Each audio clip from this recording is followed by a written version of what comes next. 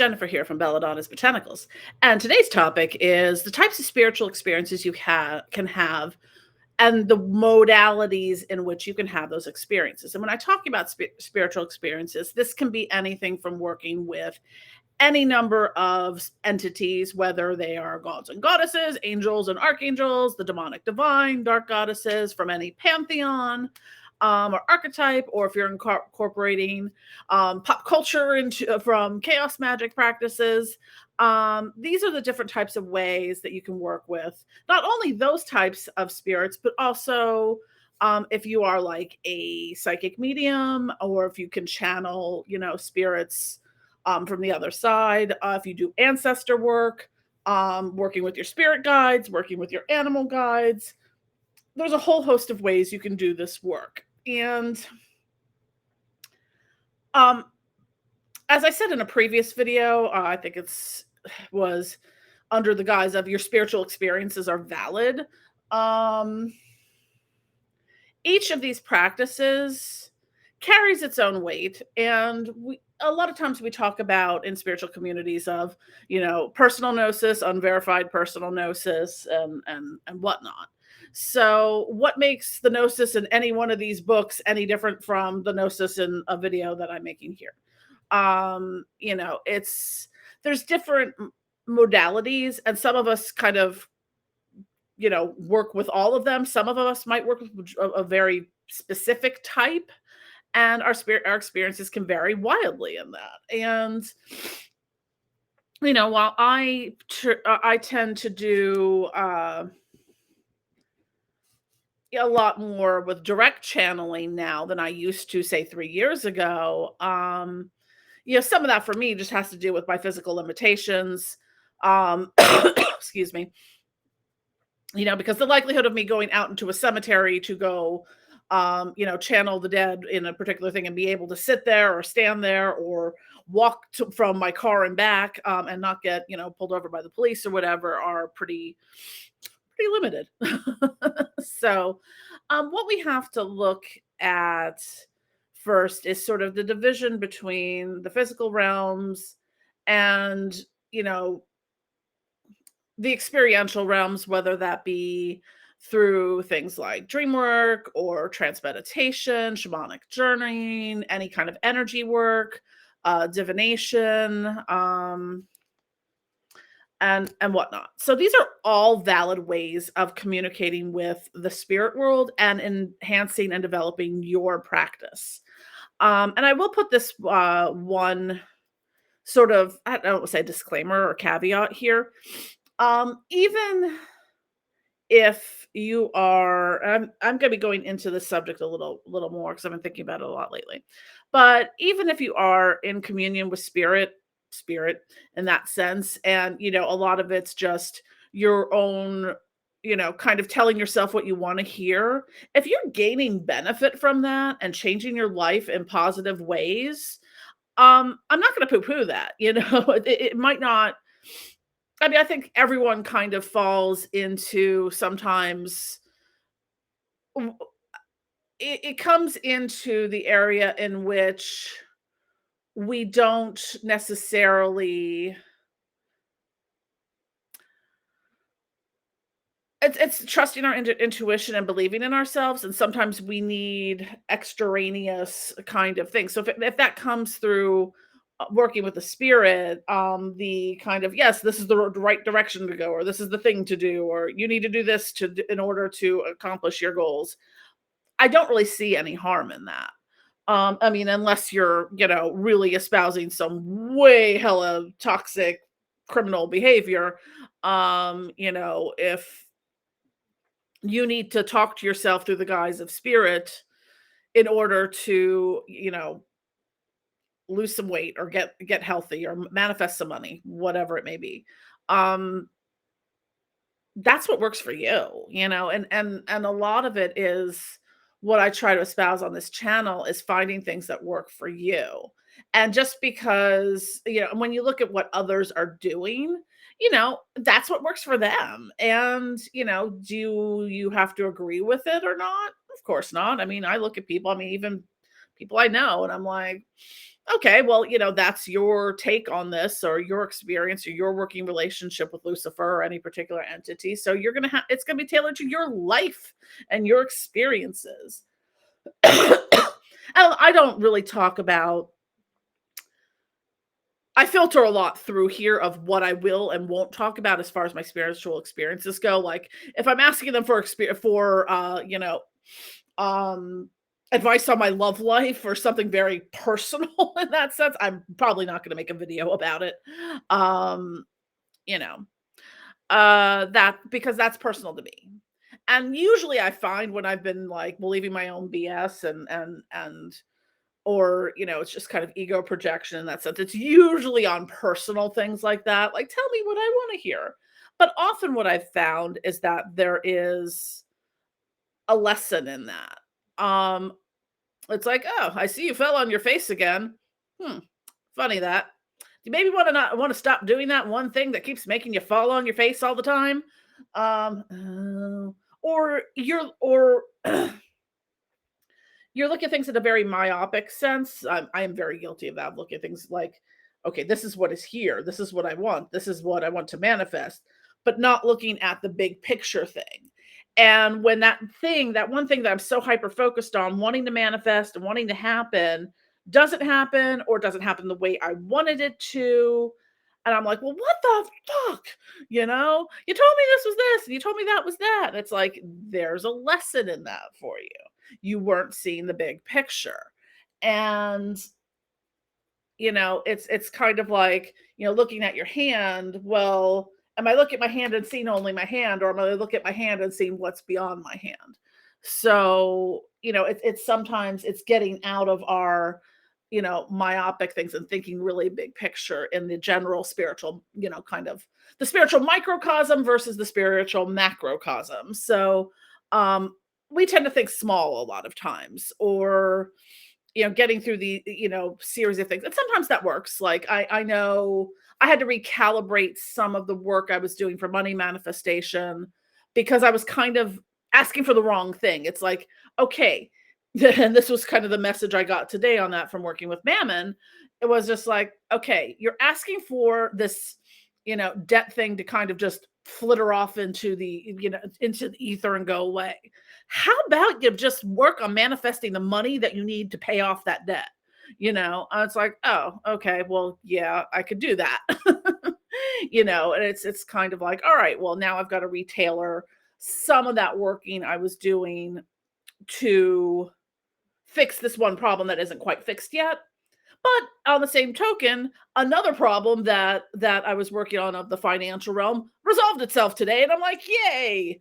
Because I was having issues with the TLDR is a credit card that had been paid off through a credit card consolidation thing like 3 years ago was showing on my credit report as having a 3-year delinquent balance of $6,500, which was royally fucking up my credit score and ability to do anything financial in that sense.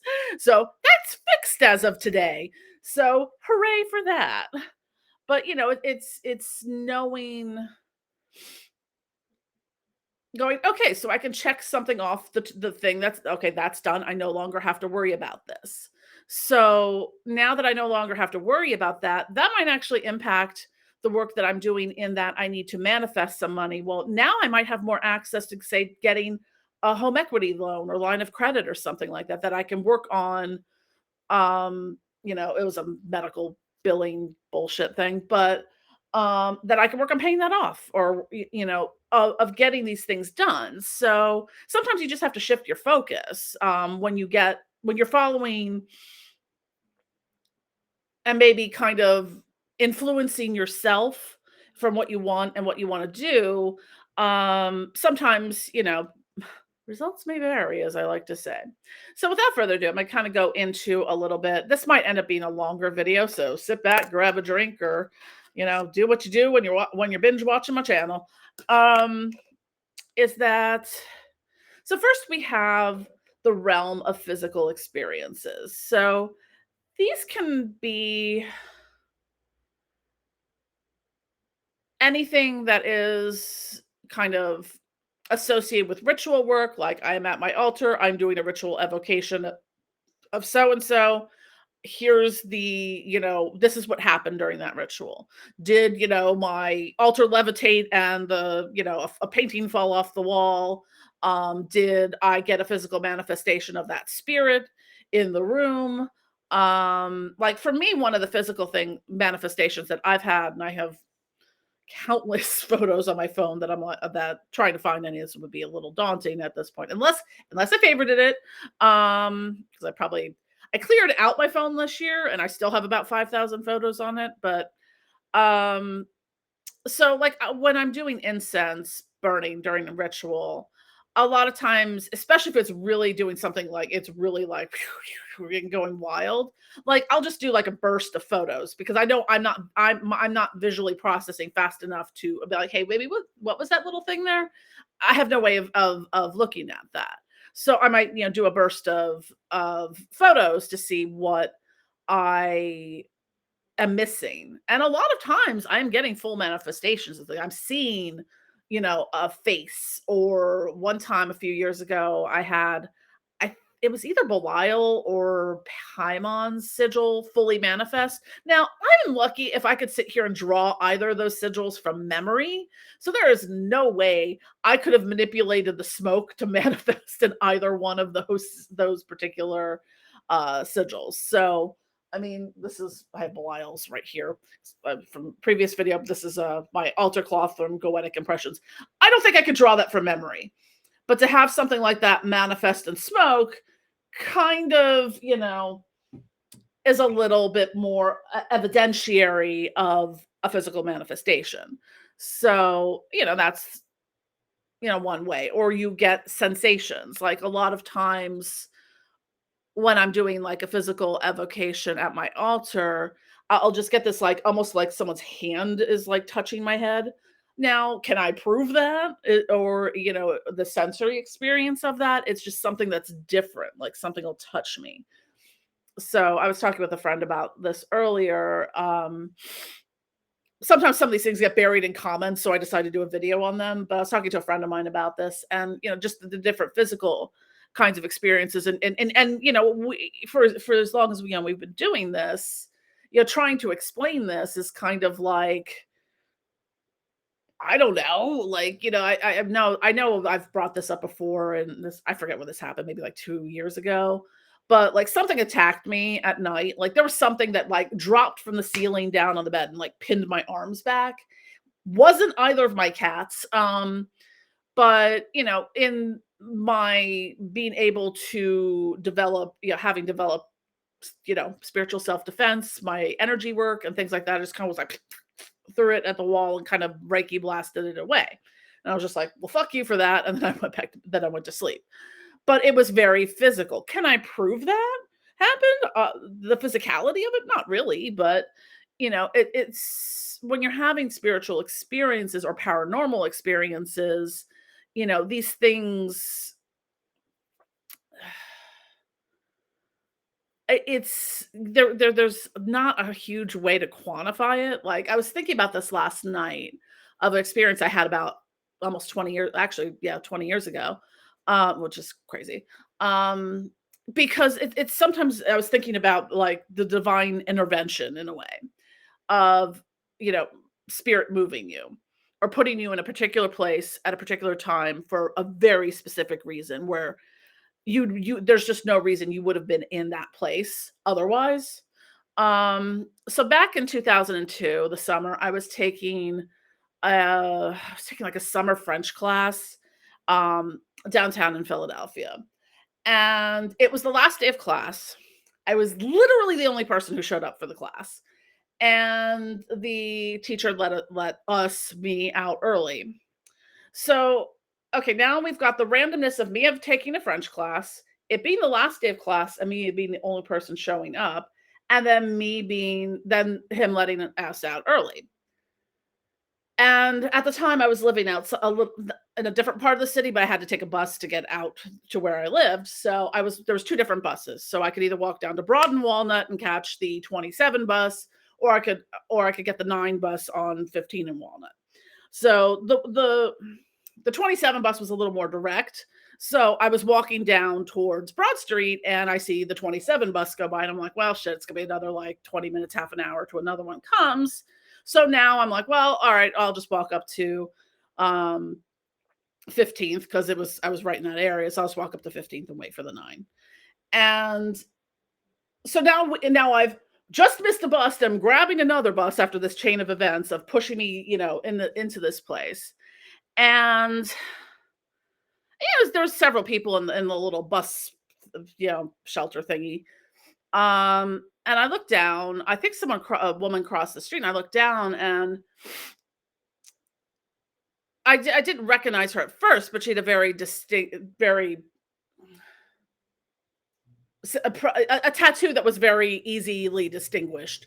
And I recognized the tattoo. And this was a friend of some of my old college roommates. And I was just like, I said her name. She looked very unwell. I know she had at some point had a drinking problem, but I was just like, damn. Because I mean, I was about maybe 27 at the time, and she was a few years older than me. But we got to talking a bit, and she had stage 4 cancer. Was in treatments for this. I mean, she was not doing well. And she had been out of touch with all those people for many years at that point. None of them knew she was sick. I mean, she was living alone, I think. And she was very kind of adamant at first that she didn't want me to tell anyone. And then, because we were both on the bus going, we apparently lived, in similar areas, but which I didn't know. But and then I think right before she got off the bus, which is, she was like, okay, she's like, if you see so and so, just tell them I said hello. And I was kind of like sitting here like, okay, what do I do with this experience? Because now I'm like, what the hell just happened? Because there's no reason I should have run into this person. I'm not, she's not someone I knew very well. I mean, she vaguely remembered me from back, from my old roommates. And then we were talking about old roommates from like 1994, 93, 94, 95, who even I hadn't seen at that point in time, most of those, that friends group. So, there's all these disparate connections that suddenly, like, I got pushed into this situation as a catalyst. And so I'm sitting in the parking lot after getting off the bus, like, oh my God, what the fuck? And I called one of a mutual friend that, would be able to connect that entire friends group, because I didn't know all of them that well, because I was more on the periphery. Or I knew them individually, but I didn't know them collectively, or no, it's hard to explain. But I told her, I'm like, hey, I ran into this person. They've got like stage 4 cancer, I don't know what to, just so they managed to all reconnect and, be able to do that within the last 6 months of her life. And she passed away that April in 2003. So had I not been in that place at that time, completely randomly, this person would have died alone. Their friends never would have known, and they never would have had that chance to reconnect. And I always think of that when, I mean, and I was a pretty hardcore atheist at the time, and I was just like, damn, that was some fucking divine intervention right there. So those are the types of things that make me believe, because I've had experiences like that. And that's not the first or last experience I've had of the universe going, boop, boop, boop, boop. We're going to put you right here at this particular time. Or things that, happen in the dream world that then happen in the real world. That's a whole other story. But, we've got these different modalities when it comes to physical interaction with the spirit world. And sometimes they overlap with other areas as well. So, and also with other types of paranormal experiences. So I'll probably get into that a little bit with some of the other areas as I'm kind of broadly talking through this topic. If you see me looking down, I made notes so I didn't forget, because we know how I roll. But I've had paranormal experiences before, whether they be something.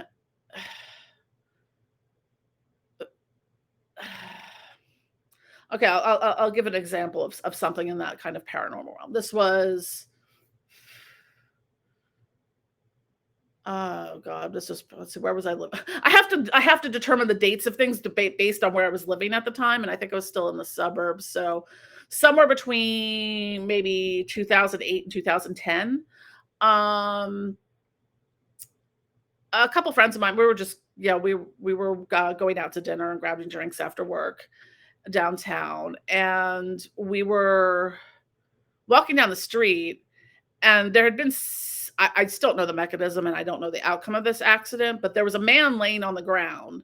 I don't know if he had, there wasn't anything nearby. Like, I don't know if he got hit by a car. It doesn't look like he fell out of a window or anything, because he was holding like packet, like a FedEx kind of folder or something in his arm. But he's bleeding.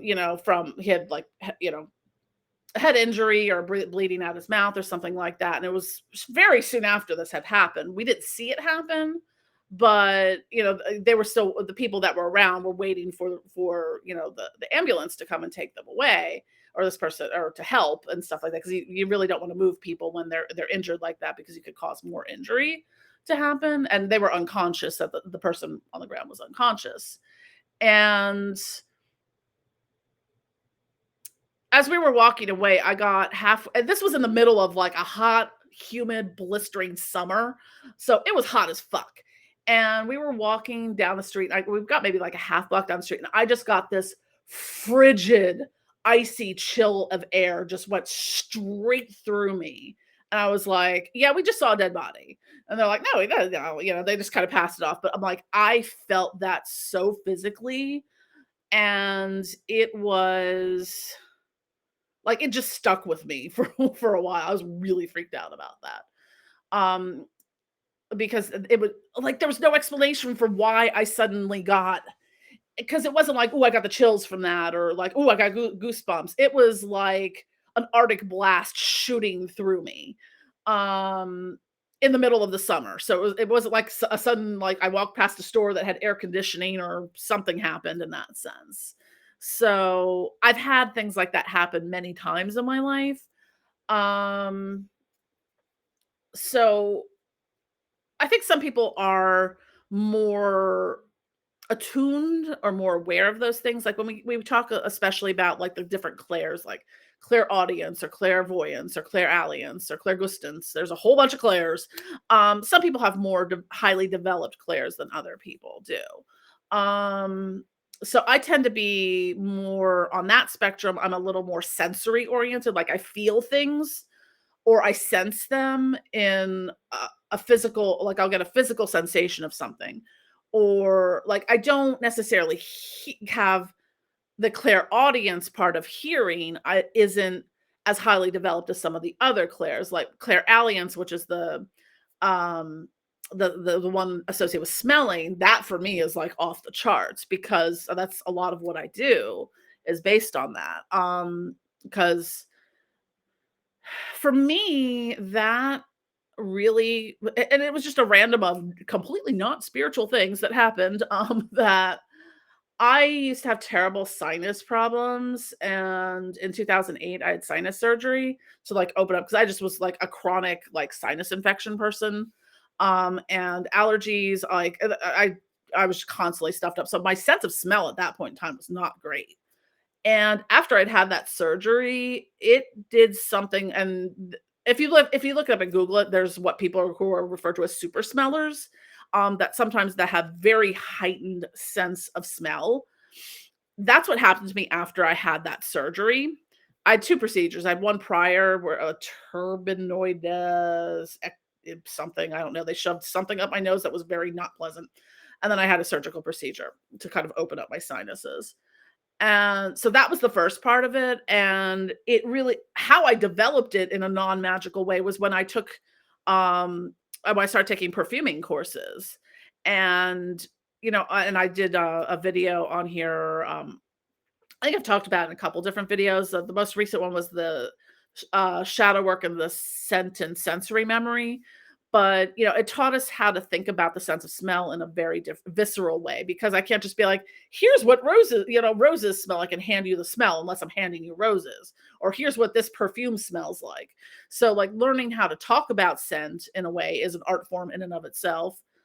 So I had to do a lot of things where I would take, like, you know, jasmine essential oil and be like, "Okay, what is this? Okay, we're not gonna talk about what it smells like. What's the color of jasmine?"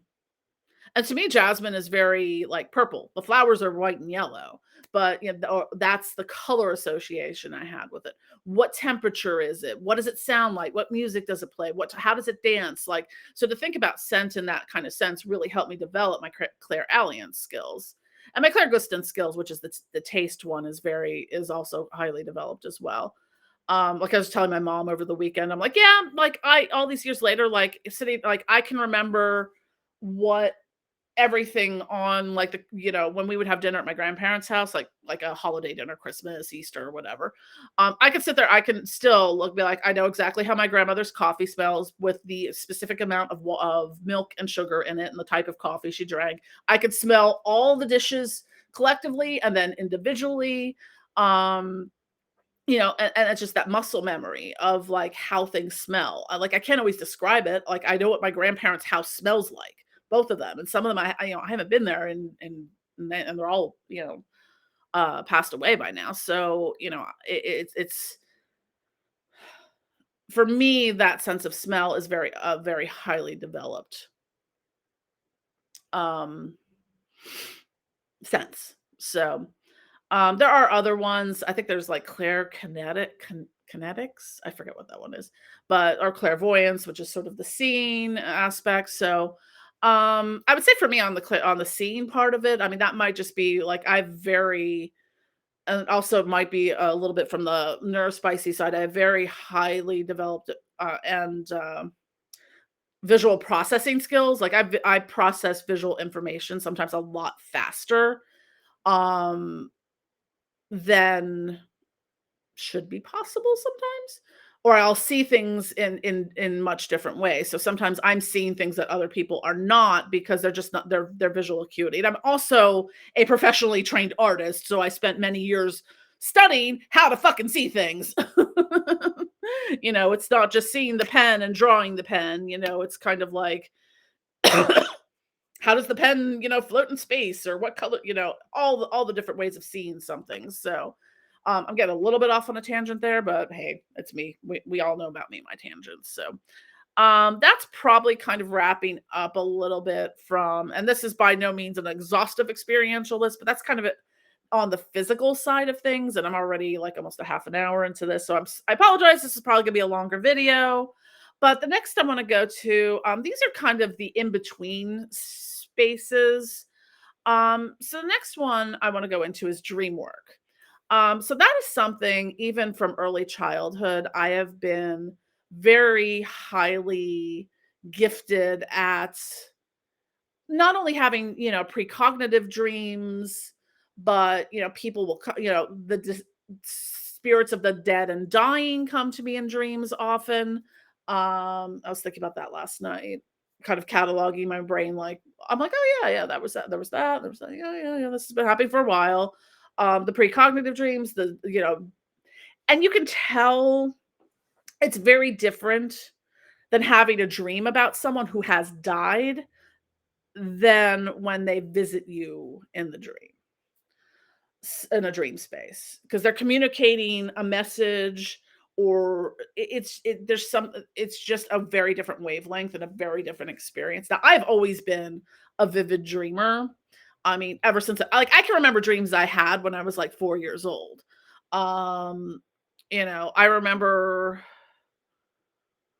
Okay, well, when I was 4 years old, and I live in Pennsylvania, that was right around the time of the, uh, 3 Mile Island nuclear thing that happened out towards Harrisburg, and, like, I remember being really afraid. Like, I didn't understand it, but I knew to be afraid about it. Like, I remember my mom telling me I would build, like, nuclear power plants out of my, like, blocks and, like, Tinker Toys and stuff like that. So, but I remember dreaming about that. I remember dreaming about dinosaurs coming down my grandmother's street and hiding in the sofa so the dinosaurs didn't get me. And where one time I dreamt I was a bat, and I wrapped myself up in the sheet, was flopping up and down like I was flying as a bat. Those were things that happened when I was like 4 years old, and I still remember them. So I've always had very vivid dreams. I've always had a little bit of precognitive aspects to dreams. I probably have mentioned it before that I mean, this started like when I was about 12, or it's probably about 12 or 13. But like I have a history of having plane crash dreams. It's never that I'm in the plane crash, it's always that I'm witnessing them. But they're always very specific. It's always like I'm watching this plane, a plane in the sky, and I know something is going. Like I have that precognitive, and also like what was weird in like the categorization of these dreams. I think I may have read some of them in my This Old Witch Journal series. Was that even in the dreams, I'm aware of the fact that I've had a history of precognitive dreams about plane crashes. The weird thing about it was a lot of those plane crashes, usually it's not that anyone I know died in them. It's technically, we'll get to that one. It's that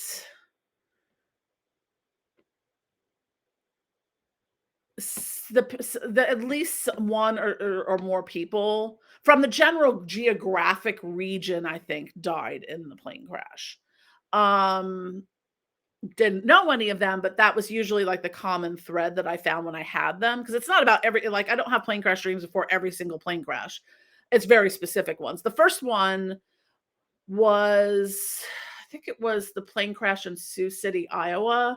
If you look it up, it's very well. If you watch plane crash documentaries, like me or whatever, or you remember it happening, it was a very unique plane crash where the plane kind of cartwheeled down the runway. That was the first one I remember being attached to that.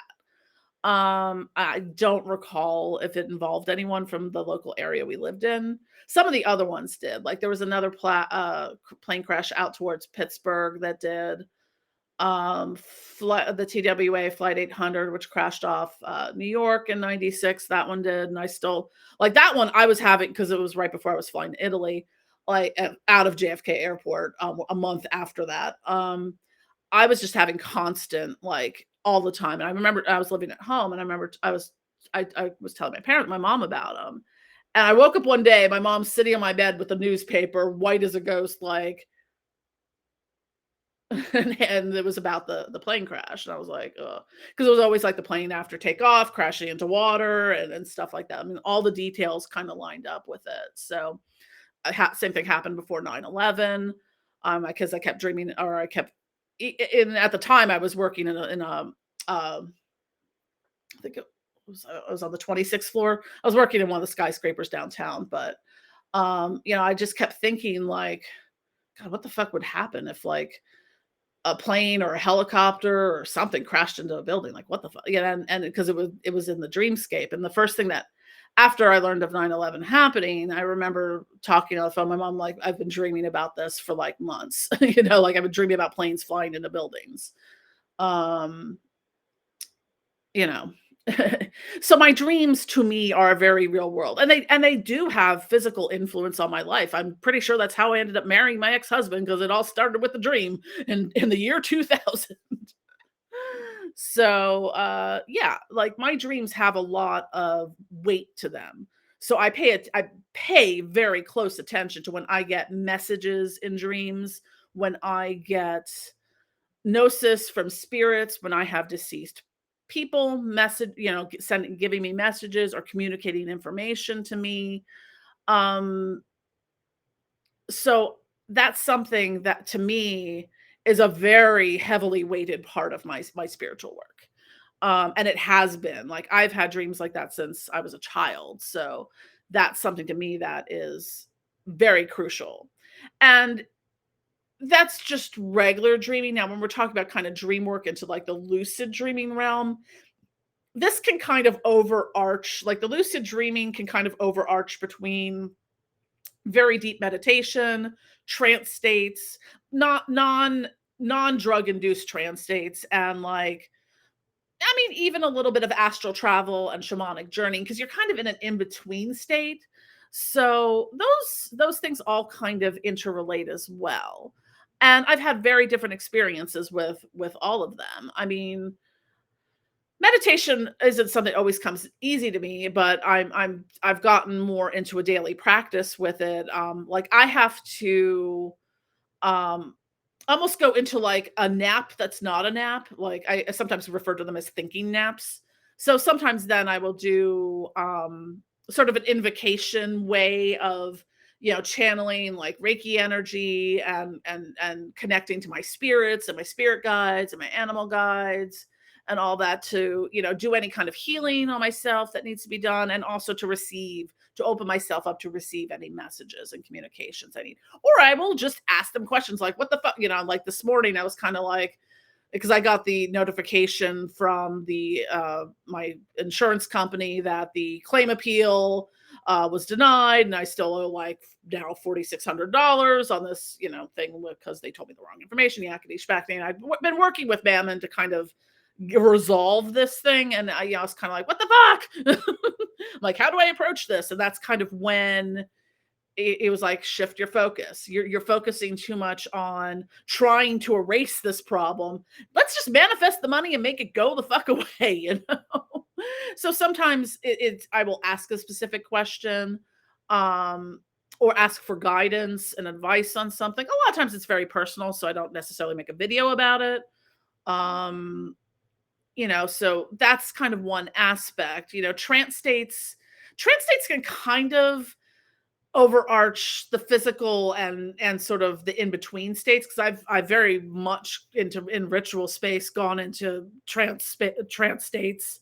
um and that was part of, the ritual itself. So uh or you can have trance states that are, stem from, in working through, any type of meditation, deep meditation, any type of astral travel. Some of those things kind of get very intermingled together, or they're a step process from one thing to the next. So, and I'm just talking about like non-chemonostic trance states. Like it's something that can happen when you're doing spirit work, and that is a different state than when like I would go into like a trauma triggered dissociative state. Because I will have some awareness of the trance state and be able to do things and move and interact and whatnot. Trauma dissociation, entirely different story. You just kind of come to later and you're like, well, shit, what happened? Oh, I broke that. Well, fuck. So that's the other way. Meditation, whether you're doing just very light meditation, whether you're doing meditation as part of a yoga practice, or very deep meditation or guided meditation, that's another part that you can build into your overall spiritual experience and practice. And that's a lot of times where the gnosis comes from, is through, you need to quiet your mind. Like, especially for me as someone with ADHD and on the spectrum, it's sometimes I have to be in the right state to do that kind of thing, or else I'm just the blah, blah, blah, blah, blah, and I'm like, ooh, shiny. Um, but I've also at times been in the physical state like that and have the spirit go, okay, we're gonna go and push you down into the trance state so we can like download, information to you and stuff. And that's a very different experience in of itself. It'll be like, I'm wide awake. I've just had my coffee and Adderall, and someone comes by and goes and pushes me on, down. Like, okay, oh no, you sleep now. So that's a different experience in of itself. Because a lot of times, I mean, that's how I get some of my spiritual downloads. Sometimes I get recipes for things out of these. So it's definitely a valid part of your practice. Like, all of these things are integrate with one another. Like, I can't really say, well, this thing is more more valid or has more weight to it than this thing. Our experiences are all very different. And yes, of course, you have people who are just full of shit, but you have that literally everywhere, and in any community and in any spirituality and in any religion whatsoever. I've dealt with a lot of them over the years. But you can usually tell when people are working through their practice because it's an ongoing active thing and they've integrated all these different modalities into it. Like I feel like if all I was doing was physical rituals, I don't feel like I would be having a fully immersive spiritual experience. If I was just like, okay, I've got to sit at my altar and go, invoke this and do that and light a candle and burn this and do that. Now, of course I do those things, but if that was my only entrance into spiritual experience, I feel like it would be a little lacking. So it's as you develop these things that you can become more spiritually immersed.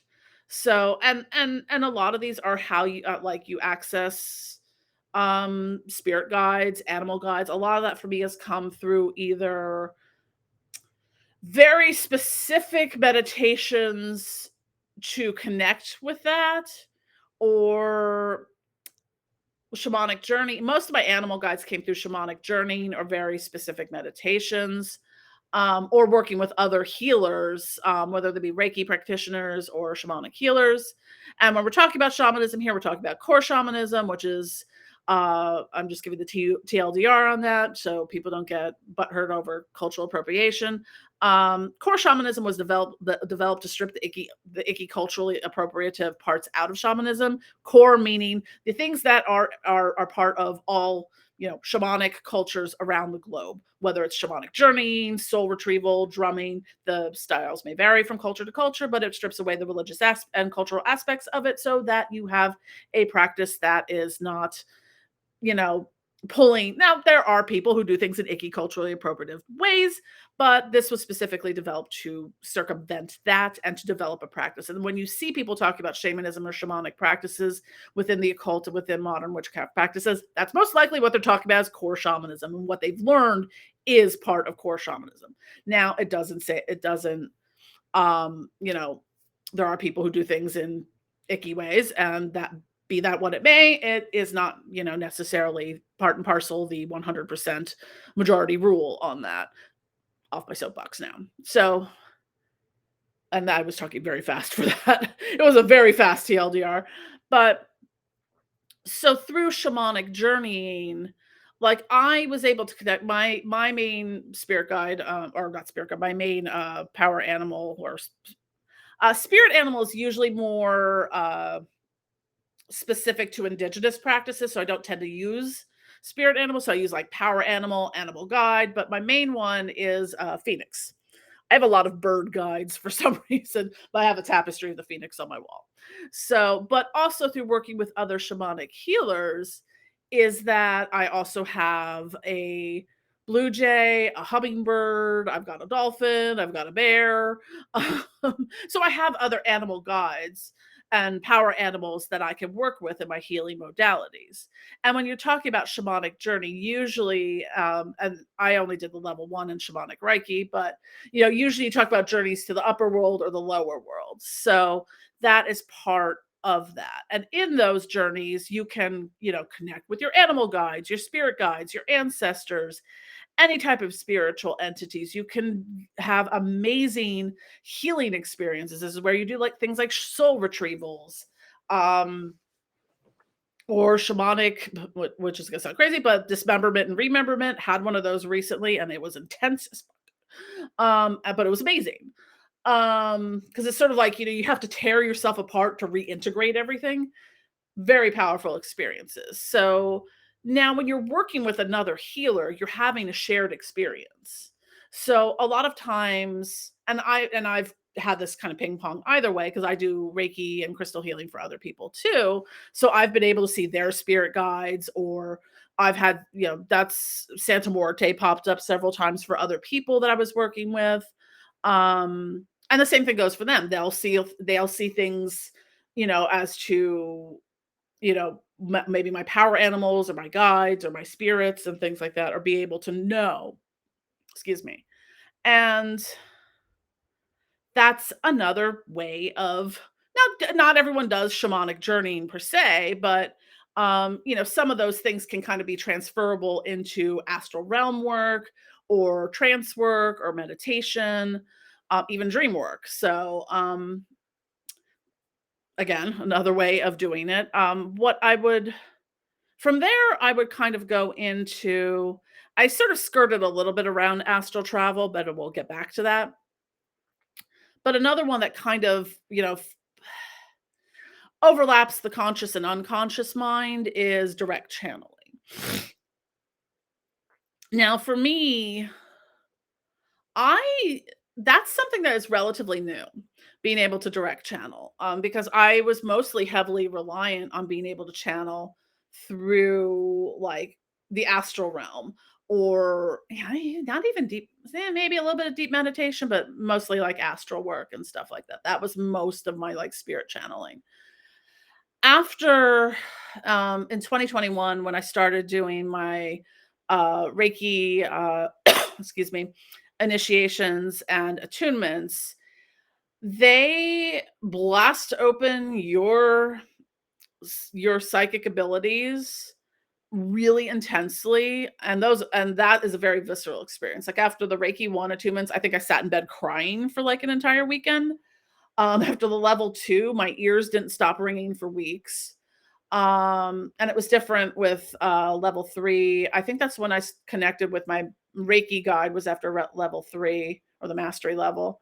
And then when I did the shamanic Reiki, that is when I started connecting with my power animals and my shamanic Reiki guide. At some point in time in my crystal process, I did a Lemurian meditation that connected me with my Lemurian guide. And then with the shamanic dismemberment and rememberment, I just remembered that's where my dolphin came in, because my Lemurian guide came in, because it was very surrounding like the element of water. So all of this stuff is interconnected. Um, Now, is this all bullshit? Am I just a crazy person who has really vivid dreams and weird shit happen to them? Sure. I mean, if you want to minimize it into that, sure. Um, but part of being a spiritual person and embracing spirituality, whether or not you're in a full-on spiritual awakening or not, is there's sometimes you just have to take a leap of faith. Like, and for me, that's sometimes a challenge. Like, I keep getting this like, trust the process, trust your intuition. I'm like, but, but, um, I'm also a chronic overthinker, so sometimes that's a little bit of a challenge. Um, and I'll get to the divination part, but so with the direct channeling, that's something I've only been able to do for the past couple years. And for that first year after I started being able to direct channel, the spirits I worked with were like, nope, you're not going into the astral realm. You're not doing this through deep meditation. You're learning the skill, how to do it, like sitting here now. Um, so for me with channeling in that sense, and that's a lot of what comes into the videos, unless I specifically mention that it happened in the video since 2021, unless I specifically mention that this is something that happened in the astral realm or during deep meditation, more often than not, it's me sitting here like, you know, again, it kind of pulls you into like, go yoink and pull you into a trance space. And I will end up, I will grab something to write on. Sometimes it's on scraps of paper. Sometimes I mean, I try to keep as many like journals around the house as I can. We're back. Sorry, I live in a loud neighborhood. But when it comes to channeling, like I try to leave things around, like I have pens and paper everywhere just in case. So most of the time when I am channeling, it's kind of like I'm just getting these direct downloads through me. And that's where that information kind of comes from. Now there's times where I will be like, okay, hi, Lucifer, what's up? Let's have a chit chat, and then we will channel that way. But a lot of times, they kind of go and pull me over here, and then I have to go, write some shit down because they've got a message they want to convey. But when I'm channeling like that, I am completely or mostly, in the conscious realm. But that information is getting downloaded through me. And it's downloaded through me. The way I write and talk is not the way that information comes through. It's hard to explain. It's just using words and expressions in a way that I necessarily wouldn't write in that way, or talk in that way. So when I read it, I'm reading it as it was kind of dictated to me in that sense. So, um, but that's kind of for me what the channeling part is like. And that also goes into some of, I might, mm, that also goes into the broad rubric of psychic abilities again and divination, because some of that channeling comes through like when I do like oracle readings. It's not only am I getting the messages from the cards, I'm getting the little in the background from the spirit world. Or if I'm doing like a past life reading on someone.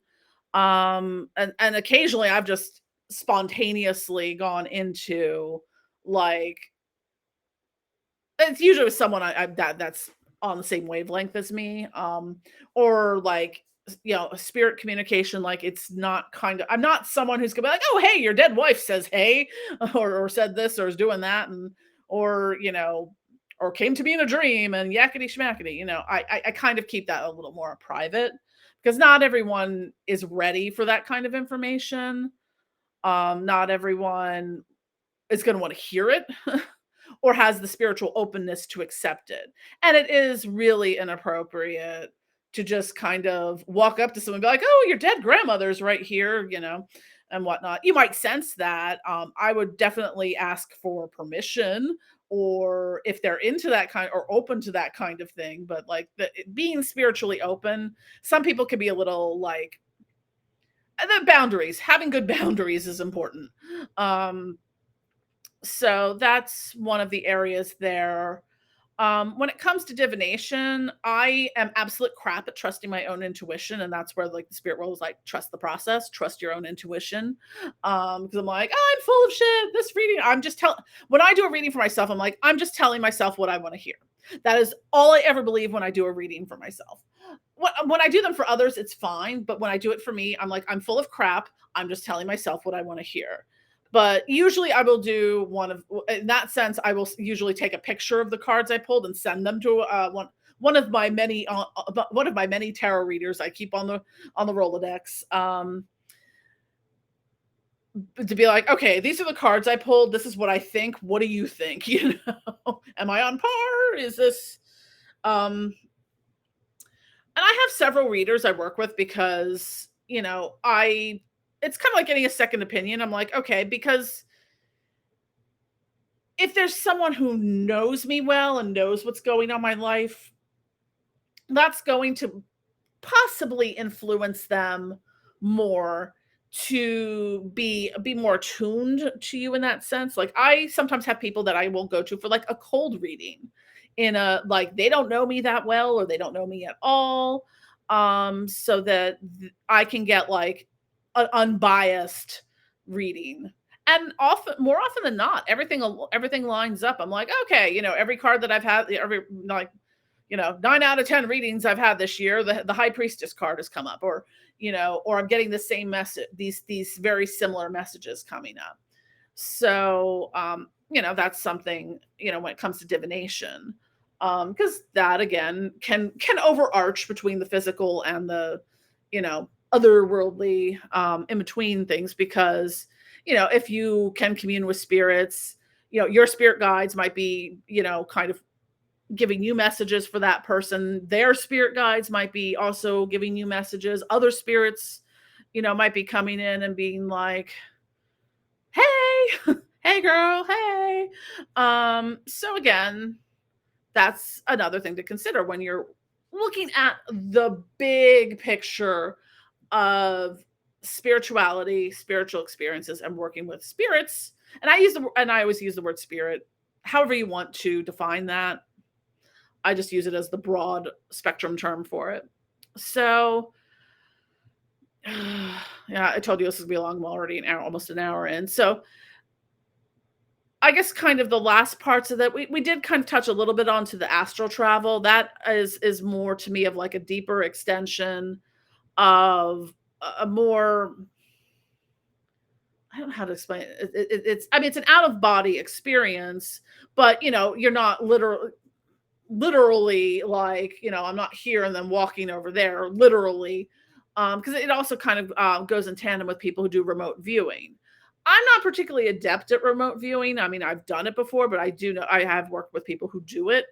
And it's really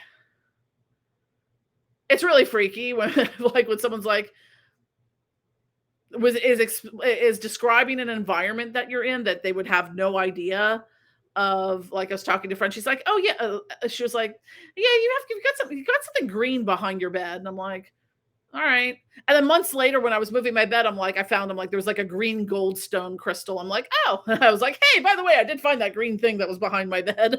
Um, so there's things like that come up, that's sort of tangible. Like, I mean, if it was any other color, I would have probably ignored it, but since it was green and somehow she sensed that, it kind of gave it a little more. I was like, I thought it was funny. But um like, for me, I've sometimes, like, can see things like that. It's it happens more random. Like, I don't feel like I have a good maybe it's not, I don't know if it's remote viewing, but it's seeing or sensing in a way. I have it happen a lot when I'm in museums. Like, I could start seeing, like, the history of something or something that happened, but not a history that would be something that would be known to me. Like, I was always drawn, I actually found something as going through stuff the other day. I was always drawn to, um in, like, museum stuff from, there's the, it's, I don't know if it's pronounced King or Qing dynasty, in China.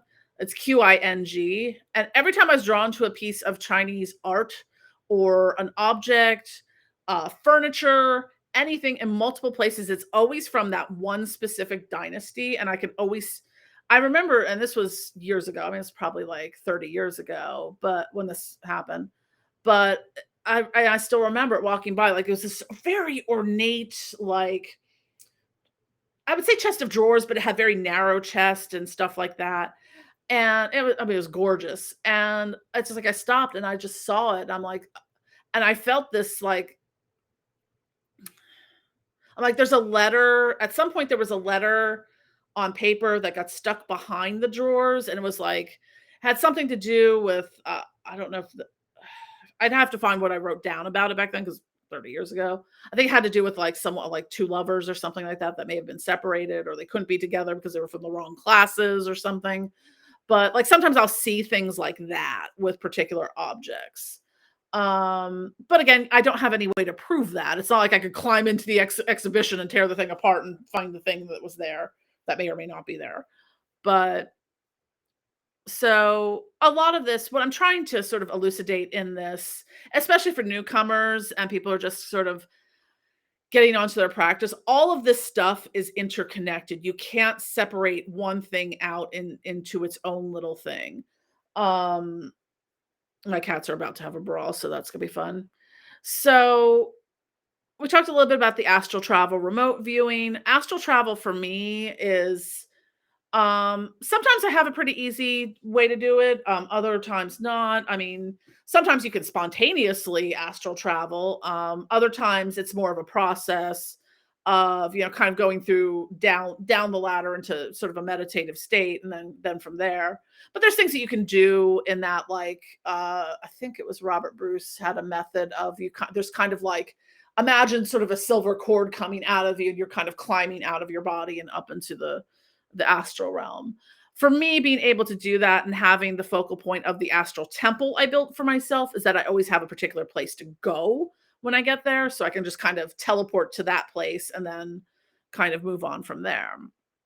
And working in your astral temple, this I did a podcast on it a few years ago, but I'm gonna do a series of part of the accessibility magic series. So at some point there will be a video on building astral temples, because that is a very valid way, especially for people who have physical disabilities and mobility issues or chronic pain, who can't sit at an altar and do, huge, or, hey, if you don't have the money to buy, 50 million things for a ritual, um, doing an astral ritual does work. I mean, a lot of people will collaborate. People do collaborate in the astral realm. I haven't really done that per se, but you can do a ritual in the astral realm and have it be just as impactful as a ritual that you physically do at your altar. So there's a lot of different ways that you can work with that. And that's a very large topic to discuss. So I think I talked a little bit about like the Reiki and energy work aspects of, now, not everyone is a Reiki practitioner, but we're all working with energy in one way or another. So that is another way in which this all kind of fits together in the merging of different realms and whatnot. So now my cats are having a battle royale. Hey,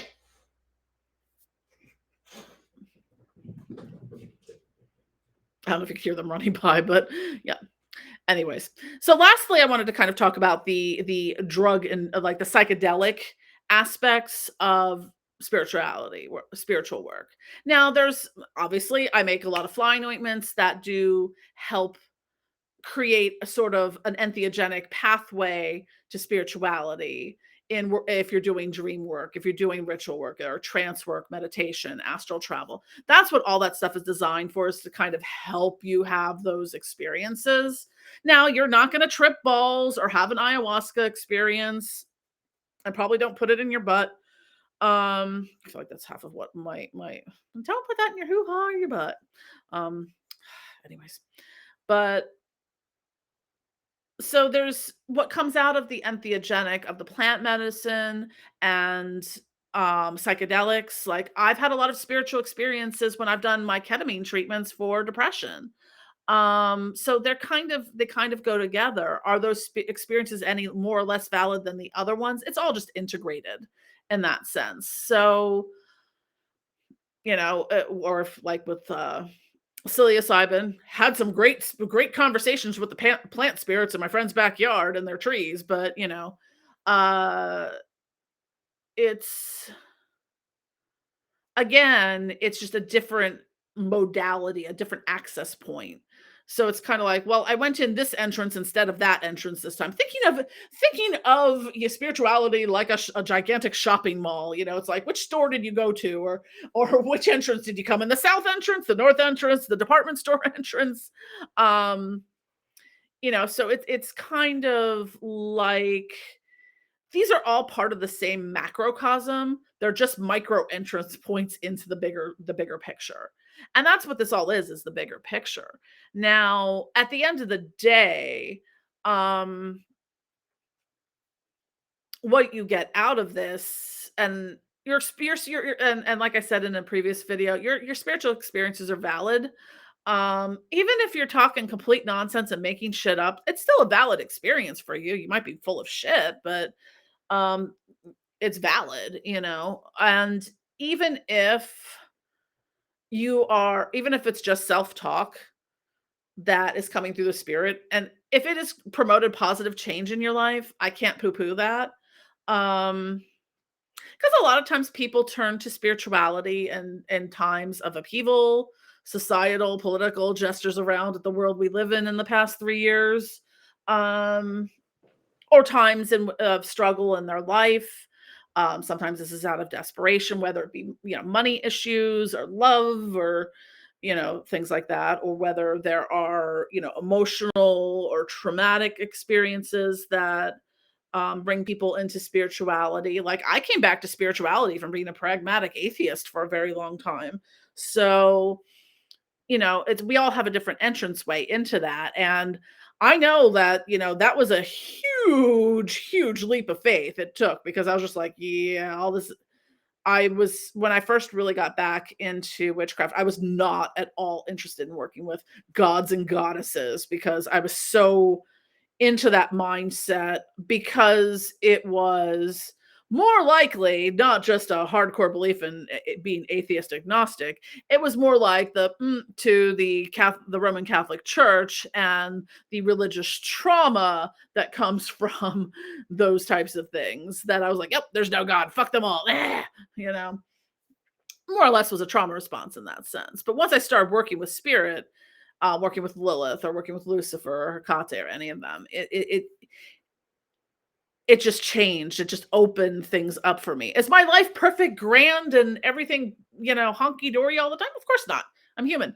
Um, but I feel like the growth that I have experienced through working with these entities has changed me. Like last year was a not a great year for Jen, a great year in the years of Jen. I mean, I was not entirely committed to staying attached to the mortal realm. Let's put it that way, to skirt around YouTube censors. But it was through working with Santa Muerte, working with death taught me to appreciate life. And even if it was just me believing my own bullshit and talking to myself, that kept me alive.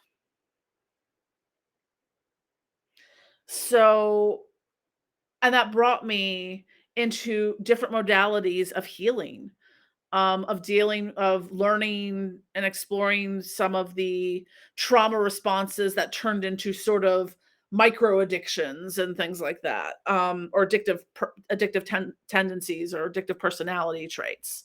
So all those things brought me down a road, and I've learned so much, and all of that comes through working with spirit, through my guides, through my animal guides, through all the demonic, divine, and dark goddesses that I work with. Um, yeah, I have probably more I could say in this, but I've been going for over an hour now, and if you made it this far, I love you to death.